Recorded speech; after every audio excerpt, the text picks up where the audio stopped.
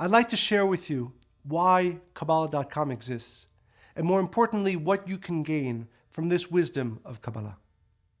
At its core, there is really one teaching that encompasses the entire wisdom. The Kabbalists teach that our world was created, and we, each one of us, came into this world for one purpose.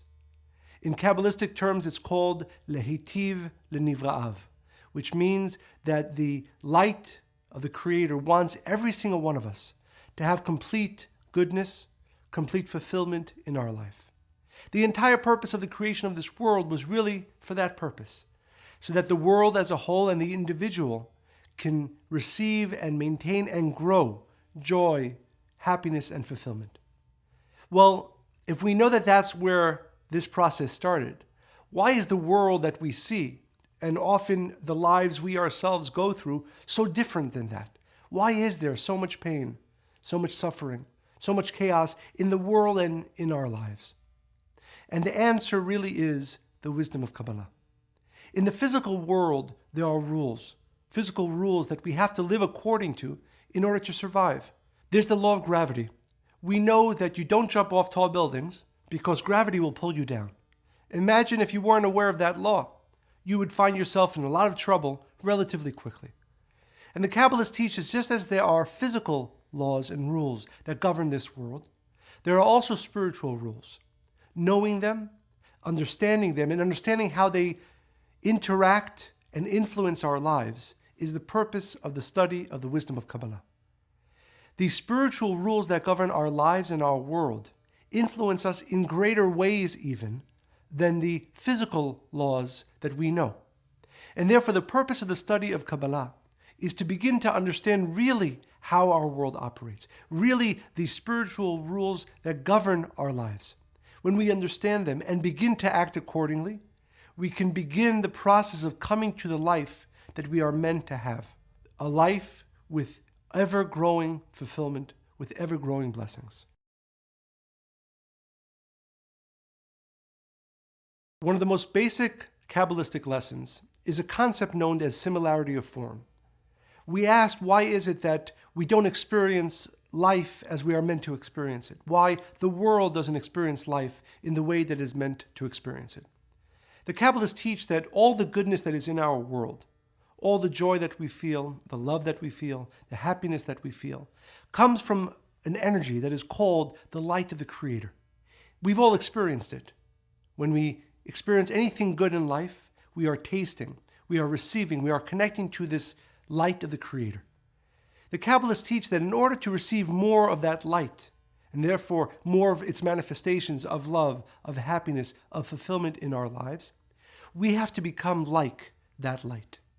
In spiritual terms, when you behave, when you act, when you transform and become more like the light of the Creator, you receive, you have more of that light, and therefore you have more of that fulfillment, more of that joy, more of that happiness in your life.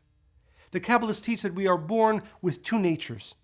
One that is called a desire to receive for the self alone, sometimes referred to as the ego, the desire to always make sure that I am taken care of, always make sure that I receive for myself.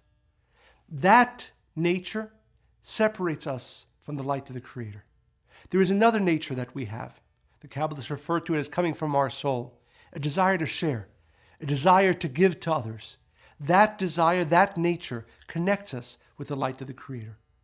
At its core, the entire wisdom of Kabbalah is to enable that process of transformation from the ego, desire to receive for the self-alone nature with which we are born, which separates us from the light of the Creator, into a nature that is more akin to the light of the Creator, a desire to share, a nature of sharing, of caring for others, of doing more for others.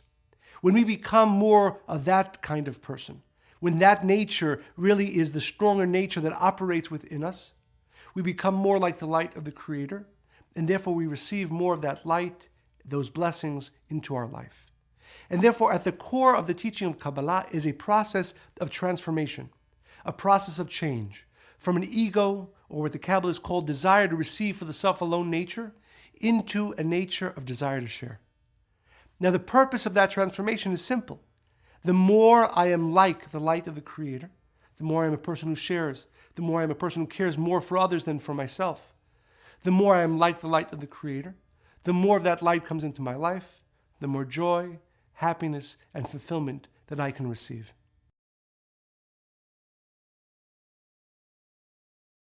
We've spoken in general terms about the process of transformation that the wisdom of Kabbalah is meant to give us.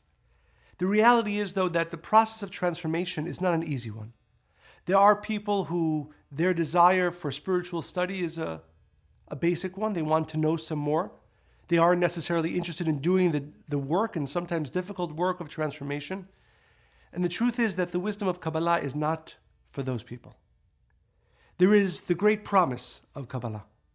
If you truly delve into this study and use its wisdom and tools to transform, you can have the life that you are meant to have, a life with never-ending fulfillment. But there is difficult, constant work and constant study that has to be a part of that process.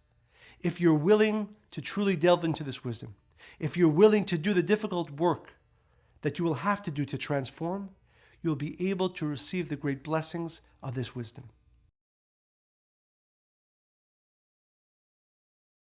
So that is the purpose of the wisdom of Kabbalah.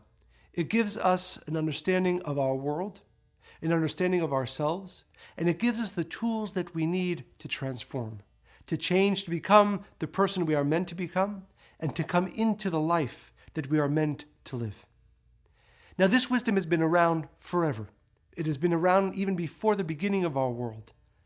The Kabbalists teach that when the Creator decided to create this world, He knew that in order for humanity and the individual to go through a process of transformation, you need to have understanding.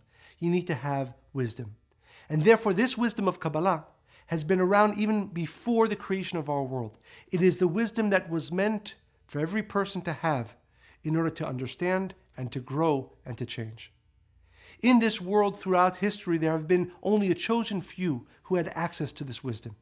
In every generation, there was at least one person who held this wisdom and taught it to one student. Therefore, the word Kabbalah means to receive.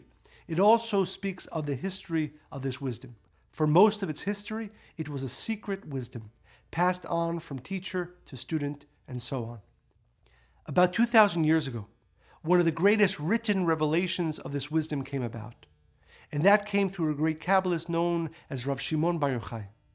He revealed in written form, for the first time in history, this wisdom. That revelation is what we have today and is known as the Zohar. It is many volumes of wisdom. And then again, it is the first time in history when the totality of these secrets were written down. But even then, the world was not ready, and these secrets, the Zohar, went into hiding. It was concealed. And really only in the past 100 years has this wisdom truly been brought to the masses. The Kabbalah Center was founded in the 1920s by a great Kabbalist, the greatest Kabbalist of our generation, Rav Yehuda Ashlag. And for the first time in history, he brought the secrets of the Zohar, translated them from their original Aramaic into Hebrew with a commentary. And his work continued, writing books and teaching, bringing this wisdom to the masses. He made it his life's goal, and he explained that the only way that pain, suffering, death, and war and destruction can be removed from our world is when this wisdom is revealed to the masses.